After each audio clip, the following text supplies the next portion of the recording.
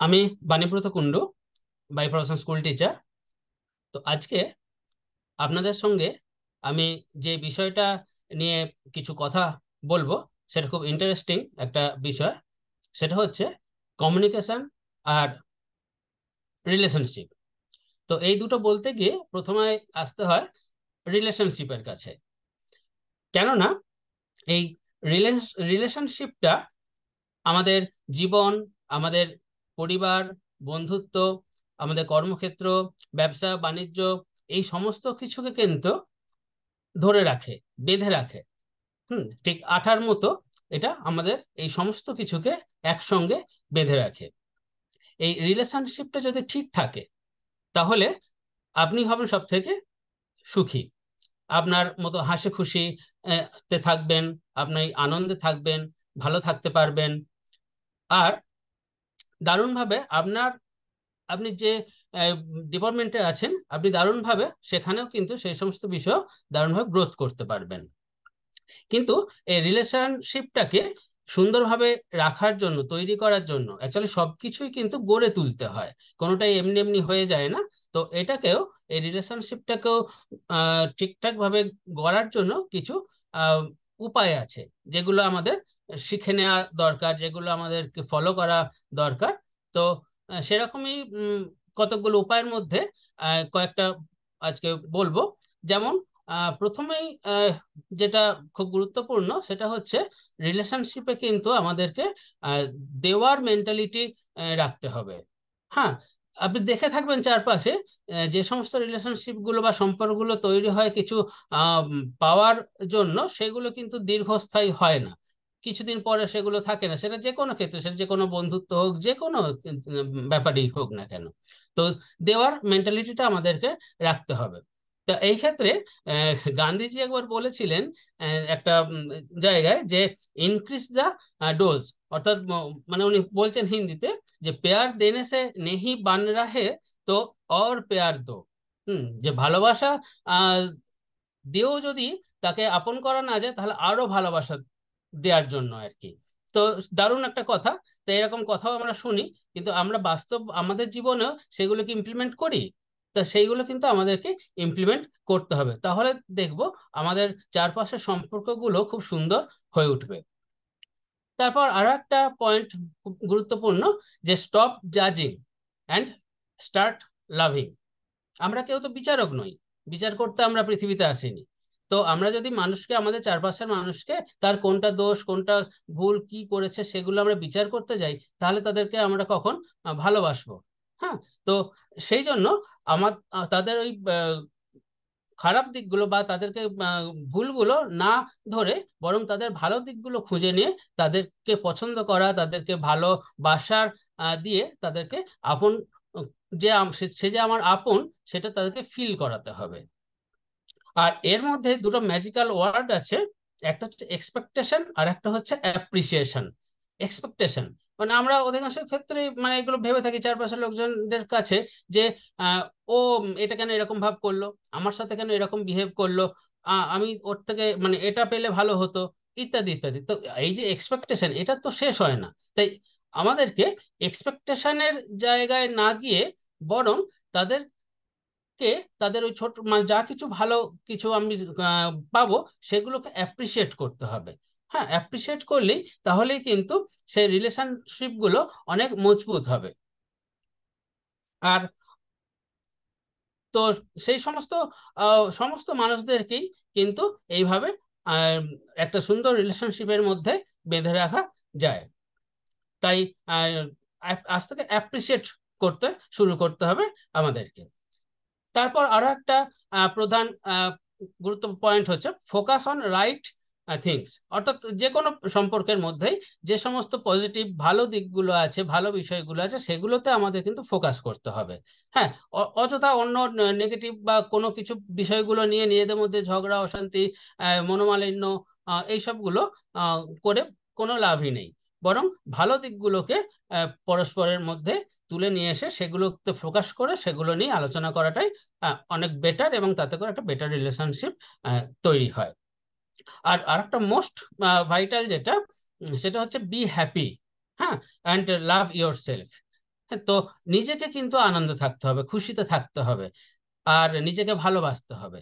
তবে কিন্তু আমার চারপাশের মানুষজনদেরকেও আমি ভালো রাখতে পারবো, আনন্দে রাখতে পারবো।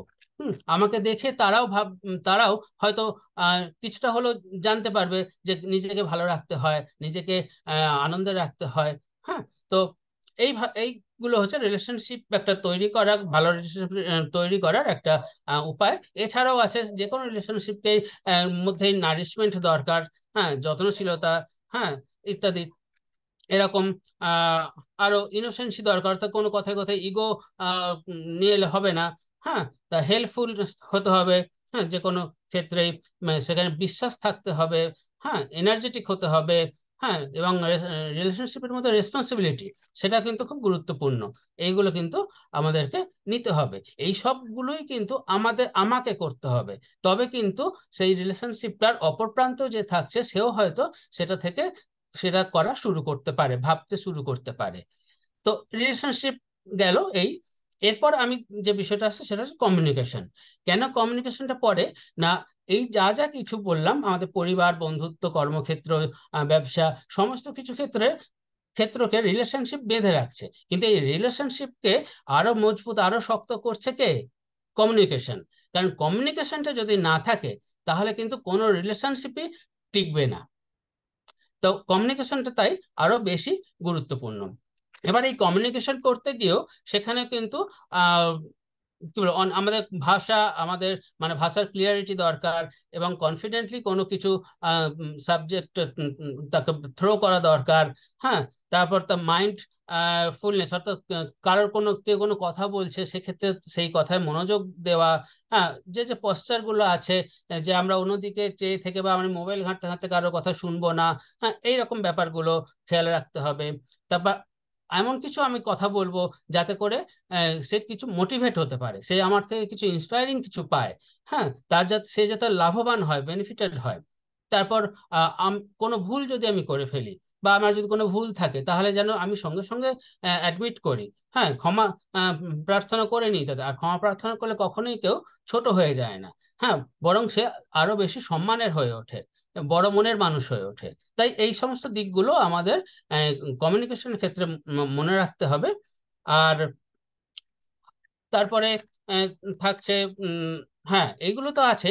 এর সঙ্গে আরো যে বিষয়টা আছে, এবং বিশেষ করে আমাদের ব্যবসার ক্ষেত্রে বা যে কোনো ক্ষেত্রেই, যেগুলো আমরা হয়তো মিস করে যাই, সেগুলো আমরা ঠিকঠাক ভাবে গুরুত্ব হয়তো দিয়ে উঠি না। সেটা হচ্ছে, সেগুলো কি না, আহ, যেমন আমরা যখন আহ, একটা টিম ওয়ার্কের মধ্যে আছি, টিম ওয়ার্ক করি, সেখানে কিছু বেসিক এথিক্স অ্যান্ড ভ্যালু, এগুলো মেনে চলা দরকার। সেগুলো কিরকম না, এই যে আমরা এমবিএ বিজনেসে আছি, এখানে এমবিএর যা কিছু ইনফরমেশন, সেগুলো হোয়াটসঅ্যাপ বা টেলিগ্রাম চ্যানেলের মাধ্যমে আসছে। সেখানে কোম্পানিরও যেমন আছে, আমাদের আপলাইনদেরও চ্যানেল আছে। তো সেগুলো ইনফরমেশনগুলো কিন্তু আমাদের দেখা, এবং সেগুলো ঠিকঠাকভাবে ফলো করা, এবং তার থেকে যেগুলো আমাদের প্রয়োজনীয় ইনফরমেশন আছে এই ব্যবসার জন্য, সেগুলো আমার দেখা, এবং আমার থেকে শুরু করে, আপনার থেকে শুরু করে যে টিম, তাদেরকে সেগুলো কমিউনিকেট করা, তাদেরকেও পাঠানো। হ্যাঁ, এটা একটা গুরুত্বপূর্ণ বিষয়, এগুলো আমাদের খেয়াল রাখতে হবে। তারপর আরেকটা যেটা খুব ভাইটাল, এগুলো আমরা অনেক সময় হয়তো করে উঠি না, কিন্তু করাটা খুবই উচিত, যে আপলাইনের থেকে বা আপনার টিম থেকেও কখনো কোনো যদি মেসেজ আসছে, কোনো ইনফরমেশন, যে কোনো কিছু হতে পারে, সেটা রিপ্লাই দেওয়া। এটা হয়তো সবসময় করি না, কিন্তু এটা করা খুব জরুরি। অন্তত একটা ওকে পড়ে সেটা থ্যাংক ইউ, এরকম কিছু একটা রিপ্লাই দেওয়া, যেটা যেমন প্রয়োজন। হ্যাঁ, আর এই রিপ্লাই না দেওয়ার হ্যাবিটটা কিন্তু, এটা একটা ব্যাড ম্যানার্স। হ্যাঁ, তো এই রিপ্লাই দেওয়াটা কিন্তু খুব জরুরি। কারণ অপরপ্রাণ যে আমাকে ইনফরমেশনটা পাঠাচ্ছে আমার ভালোর জন্য বা আমার কথা ভেবে, তার তো এটুকু ডিজার্ভ করেন তিনি, যে একটা রিপ্লাই সেখান থেকে আসবে। তাই এটা আমাদের একটু মাথায় রাখতে হবে, কমিউনিকেট করতে হবে, এবং সেটাও কিন্তু এই রিলেশনশিপটা ভালো করে রাখার জন্য। তারপরে ধরুন, এই যে এখন বর্তমানে অধিকাংশ মিটিং, যা কিছু প্রোগ্রাম হচ্ছে ডিজিটাল, জুমের মাধ্যমে প্রোগ্রামগুলো হচ্ছে। এখানেও কিন্তু আমরা দেখি বা আহ, অনেক সময় কি হয় যে অ্যাকচুয়ালি প্রোগ্রাম তো আমাদের সবার, এমন তো নয় যে আপলাইন প্রোগ্রামটা অর্গানাইজ করছেন বলে এটা শুধু তার, আমরা পার্টিসিপেট করলাম বা দেখতে গেলাম, দর্শক শুধুমাত্র সেটা নয়। তাই এই প্রোগ্রামটা যখন আমাদের নিজের প্রোগ্রাম, যেমন আমরা যখন আমাদের গ্রুপ মিট যখন ফিজিক্যালি হতো, তখন আমরা দেখতাম যার আগে থেকে গিয়ে সকলে কিভাবে সবকিছু অ্যারেঞ্জ করতো। তো এখানে কিন্তু তেমনই, আমরা এটার মধ্যেই আছি, এবং এটার মধ্যে আছি আমি বুঝবো কি করে বা সকলে বুঝবে কি করে? তার জন্য আমাদের ভিডিওটা অন রাখতে হবে। আমরা অনেক সময় কি করি, ভিডিও অফ রেখে দিয়ে আমি প্রোগ্রাম শুনছি, ওটার কোনো মানে হয় না। হ্যাঁ, কারণ আমি যদি এই আই কন্ট্যাক্ট যদি না হয়, তাহলে তো কমিউনিকেশনটাও ঠিকঠাক ভাবে হবে না। তাই ভিডিও অন করে প্রোগ্রাম শোনা বা প্রোগ্রামে অ্যাটেন্ড করা অত্যন্ত জরুরি। হ্যাঁ, হতে পারে আমার কোনো প্রয়োজন হয়ে পড়েছে, সেই সাময়িক অফ করলাম, কিন্তু সেটা কিন্তু বেশিক্ষণের জন্য নয়। তো এই ব্যাপারগুলো। আর আর হচ্ছে আমাদের হ্যাঁ, অনলাইনে ঘর থেকে প্রোগ্রাম করছি, তার মানে এই নয় যে আমি ঘরের যে ড্রেস পরে আছি সেই কোনো রকম একটা ড্রেস পরে বসে পড়লাম। হ্যাঁ, যেমন বাইরে গেলে করতাম, তেমনই অন্তত একটু ঠিকঠাক ড্রেস আমাদের এখানে পরে প্রোগ্রামটা অ্যাটেন্ড করা, এগুলো জরুরি। তারপরে একটু খেয়াল রাখা যে আমি ঠিকঠাক মানে আমার স্ক্রিনের ঠিকঠাক জায়গায় আমি আসছি কিনা, আমাকে সবাই ঠিকঠাক দেখতে পাচ্ছে কিনা। হ্যাঁ, তারপর আমার ব্যাকগ্রাউন্ডটা একটু চেক করে নিতে হবে যে সেখানে তেমন কিছু আছে কি যেটা যারা অপর প্রান্তে আছে তাদের খেয়ালটা আমার কথাতে না থেকে সেই দিকে চোখ চলে যাচ্ছে। এই ব্যাপারগুলো আমাদেরকে একটু মেনটেন করতে হবে, এবং এইভাবে তাহলে কি হবে, এই কমিউনিকেশনটা আরো ভালো হবে, এবং ঠিকঠাকভাবে আমরা যে যে প্রফেশনে আছি বা এই ব্যবসাতে আছি, আহ, সমস্ত জায়গা দিয়ে আমরা দারুণভাবে আমাদের গ্রোথ করতে পারবো, আমরা এগিয়ে যেতে পারবো।